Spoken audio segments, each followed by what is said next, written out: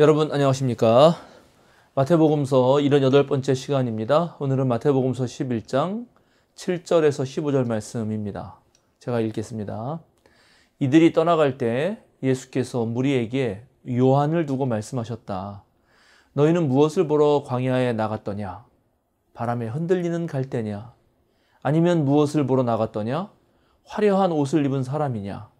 화려한 옷을 입은 사람은 왕궁에 있다. 아니면 무엇을 보러 나갔더냐? 예언자를 보려고 나갔더냐? 그렇다. 내가 너희에게 말한다. 그렇다. 그는 예언자보다 더 훌륭한 사람이다. 이 사람을 두고 성경에 기록하기를 보아라.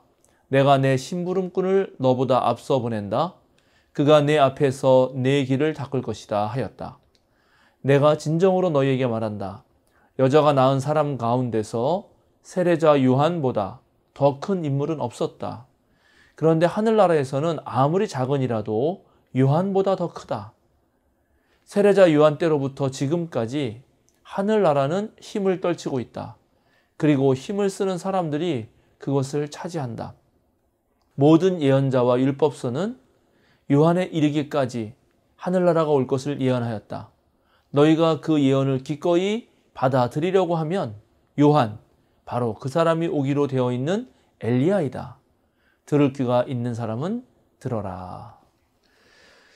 오늘 말씀은 이제 감옥에 갇혀 있던 세례 요한이 예수님께 물었던 장면, 오실 분이 당신입니까? 하고 물었던 장면과 예수님께서 그 이사야 말씀을 가지고 대답했던 장면 기억나시죠? 보지 못한 자가 듣게 되고 저는 자가 걷게 되고 감옥에 갇혀 있던 사람이 풀려나게 되고 하는 그런 답변에 이어지는 본문입니다. 요한은 자기 제자들에게 예수님께 보내서 오실 그분이 당신입니까? 라고 물었고 이제 제자들이 답변을 들은 다음에 떠나갔습니다. 떠나간 다음에 예수님이 세례 요한에 대해서 하시는 말씀인데요. 그런데 제가 지난번 강의에서 살펴보았던 우리 세례 요한의 질문을 좀 보면은 원래 세례 요한이 그 권력에 굴복하지 않고 당당하게 세례 운동을 펼치던 그런 요한의 모습과는 조금 달라 보입니다. 그죠?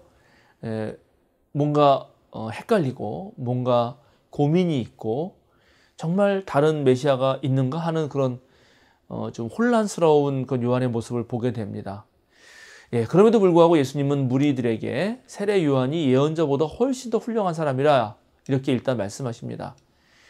광야에서 하늘나라가 가까이 왔다고 선포하던 세례 요한은 바람에 흔들리는 갈대 같지 않았던 사람이죠. 그리고 화려한 옷을 입거나 권력을 가지고 있는, 그래서 궁에서 군림하는 그런 사람도 아니었습니다. 오히려 왕궁과는 정반대로 광야에서 그저 낙타 털옷을 입고 그리고 들꿀을 먹으면서 살았던, 메뚜기를 주식으로 했던 그런 사람이었습니다. 그런 사람임에도 불구하고 예수님은 세례 요한을 예언자보다 훨씬 더 훌륭하다라고 그렇게 칭찬합니다. 그건 왜냐하면 갈대처럼 흔들리지도 않았고 아주 굳건했던 모습이 그렇고 광야에서 금욕적인 생활을 한 것 이상이 있었기 때문입니다. 그 자체도 훌륭한데 예수님은 오늘 말라기서 3장 1절을 인용해서 세례 요한을 설명하는데요.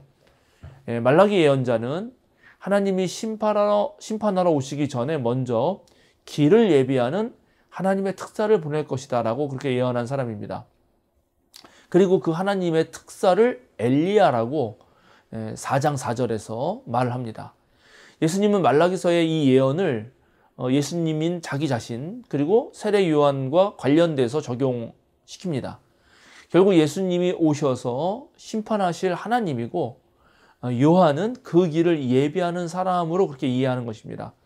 그런데 14절을 자세히 읽어보면 예수님은 세례 요한이 바로 오기로 되어 있는 엘리야다라고 그렇게 바로 말씀하지 않고 너희가 그 예언을 기꺼이 받아들이려고 하면 이라는 말을 덧붙입니다. 그러니까 예언을 기꺼이 받아들이는 사람에게는 세례 요한이 바로 오기로 되어 있는 엘리야로 이해될 것이다 라고 하는 거죠. 그러니까 조건이 있다는 것입니다. 이게 무슨 의미일까요? 모든 예언자와 요한은 사실 하늘나라가 올 것을 예언했습니다. 하나님께서 오셔서 다스리는 하나님 나라를 진정으로 믿는 사람들에게 요한의 선포는 참으로 귀한 말씀이고 반드시 이루어질 말씀이죠. 그러나 하나님 나라를 믿지 않는다, 하나님 나라를 받아들이지 않는다 하면은 이 낙타털옷을 입고 들꿀이나 먹고 메뚜기나 먹는, 그러면서 광야에 사는 이 세례 요한을 아마 미친 사람 정도로, 또 정신 나간 사람 정도로 그렇게 이해했을 수도 있습니다. 예언의 성취 여부를 통해서 참 예언자와 거짓 예언자를 구분했다 하는 그런 구약의 성서 말씀들을 기억해 보면 하늘나라를 선포했던 세례 요한이 참 예언자이고 심판만이 아니라 구원자로 오신 예수님의 길을 닦았다는 점에서 어떤 예언자들보다 가장 귀한 예언자가 될 수 있습니다. 그러나 이것은 2000년이 지난 지금 우리들 입장에서, 즉 예수님의 죽으심과 부활을 알고 있는 우리들의 고백이지, 당시 예수님의 말씀을 듣는 사람들은 자신들 생각과는 다른 그런 그리스도의 모습에 많은 혼란과 괴리감, 그 의심이 들었을 수도 있죠. 당연히 그렇지 않겠습니까? 세례 요한의 질문처럼 정말 오실 그분이 당신입니까? 그러니까 세례 요한도 예수님을 의심하였던 것이고 많은 사람들도 예수님을 그렇게 의심하는 거죠. 그런 생각을 떨칠 수 없었을지도 모릅니다. 그러나 무리들의 혼란과 괴리감, 의심이 정말 2000년 전 예수님이 참 하나님인지 아닌지 알 수 없었던 그때 사람들만의 이야기라고 할 수 있을까요? 우리는 오늘날 세례 요한이 참 예언자였다, 그 세례 요한이 예언했던 예수님이 우리의 구원자가 된다는 것도 이미 잘 알고 있는 사람들입니다. 요한을 통해 선포되고 예수님을 통해서 만나게 된 하나님 나라를 계속해서 읽어가는 사람들도 바로 우리들이죠. 그런데도 불구하고 실제로 많은 그리스도인들이 정말 하나님 나라에 대해서, 하나님 나라 일구는 일에 대해서 온전히 나 자신을 맡기지 못할 때가 많이 있습니다. 예수님이 우리를 구원하셨다 이렇게 고백하면서도 하나님 나라가 이미 우리에게 왔고 우리가 읽어가고 있고 하나님 나라의 완성이 결국은 이루어질 거다라고 그런 어떤 믿음을 갖지 못할 때가 있다는 거죠. 오히려 앞날에 대해서 걱정이 생기고 근심이 생기고 두려움이 생깁니다. 우리는 자유롭지 못합니다.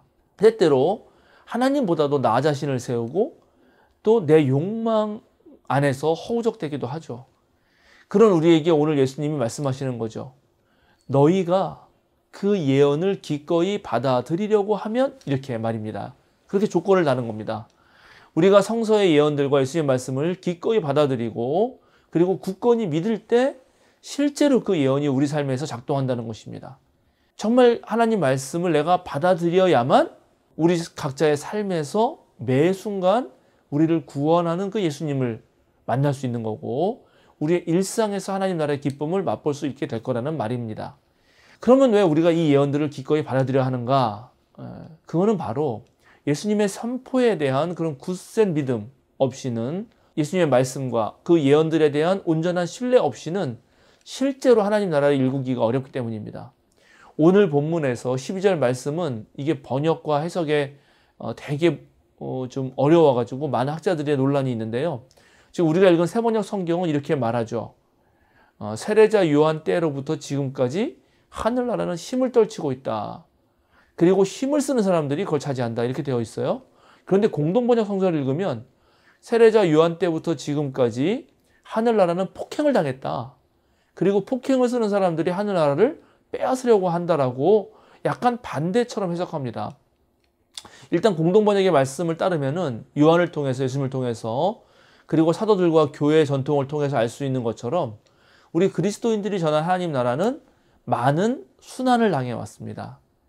세상의 권력자들로부터 박해도 받았고 또 비그리스도인들, 그러니까 하나님 나라를 믿지 않는 사람들에게 하나님 나라를 말하는 것은 비웃음거리가 되기도 했죠. 예수님 시대 마찬가지로 오늘날도 때때로 하나님 나라를 위해서 애쓰는 일은 힘센 사람에 대항해서 약한 사람을 돕는 일이어야 되고, 그래서 힘 있는 자들로부터 핍박을 받을 때도 있습니다. 뿐만 아니라 많은 세상 사람들은 우리가 말하는 희망은 그거는 불가능한 일이다라고 코웃음치기도 하죠. 정말 12절이 말을 하는 것처럼 세례 요한과 예수님과 사도들과 교회들을 통해 전해지고 이미 성취된 예언들을 오늘 우리가 기꺼이 믿고 따른다고 할 때도 우리는 박해를 받을 수가 있는 것입니다. 그래서 박해를 각오해야만 되는 그런 굳센 믿음을 가지고 있을 때만이 정말 하나님 나라의 예언의 말씀들, 예수님의 말씀들을 기꺼이 받아들이고 할 때만이 실제로 하나님 나라를 이룰 수 있는 힘, 그 희망을 간직할 수 있고 유지할 수 있다는 것입니다.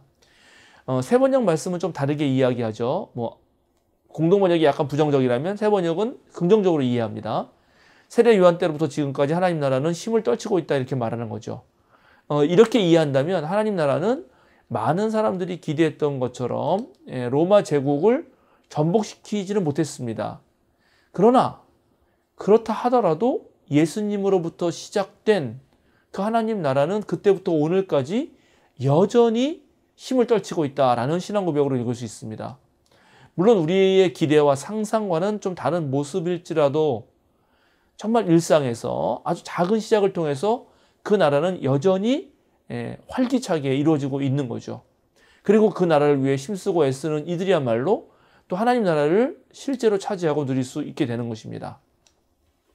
오늘 11절에서 예수님은 여자가 낳은 사람들 중에 세례 요한보다 큰 자는 없다라고 하면서 요한을 높이 칭찬합니다.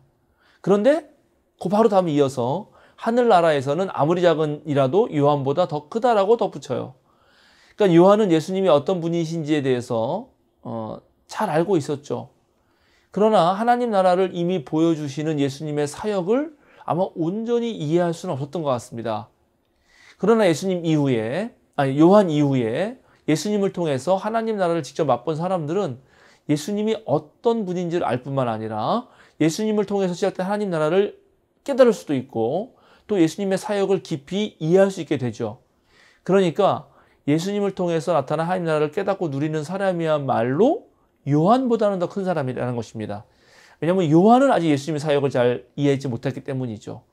우리가 2000년 전 예수님을 앞에 두고도 예수님의 말씀을 직접 듣고도 하나님 나라를 누리지 못했던 사람들과 같은 모습은 혹시 아닌지 오늘 본문들을 통해서 한번 생각해 보아야 됩니다.